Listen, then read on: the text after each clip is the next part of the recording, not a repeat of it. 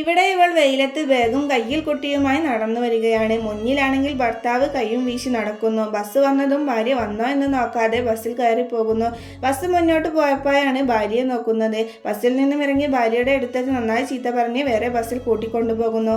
വീട്ടിലെത്തിയപ്പോൾ രാവിലെ വെച്ച കുറച്ച് ഭക്ഷണമേ ഉള്ളൂ. അതാണെങ്കിൽ ഭർത്താവ് കഴിച്ചു.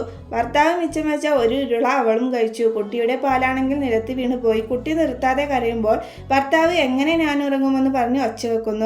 കുട്ടികളായാൽ കരയുമെന്ന് പറഞ്ഞപ്പോൾ അവൻ വന്ന് അവളെ അടിക്കുന്നു. വേദന സഹിക്കാതായപ്പോൾ ഇനി എന്നെ തല്ലരുത് എന്ന് പറയുന്നു. അവൻക്ക് അത് ഭയങ്കര നാണക്കേടായിപ്പോയി. അവൻ അവളോട് മിണ്ടാതെ ചിലവിന് പൈസ കൊടുക്കാതെ ബുദ്ധിമുട്ടിക്കുന്നു.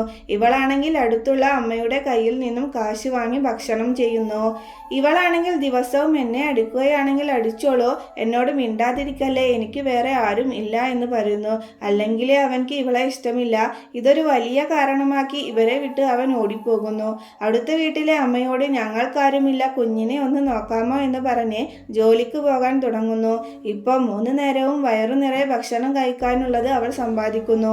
അങ്ങനെ അവൾക്കും കുഞ്ഞിനും വേണ്ടി സന്തോഷമായി ജീവിക്കുന്നു.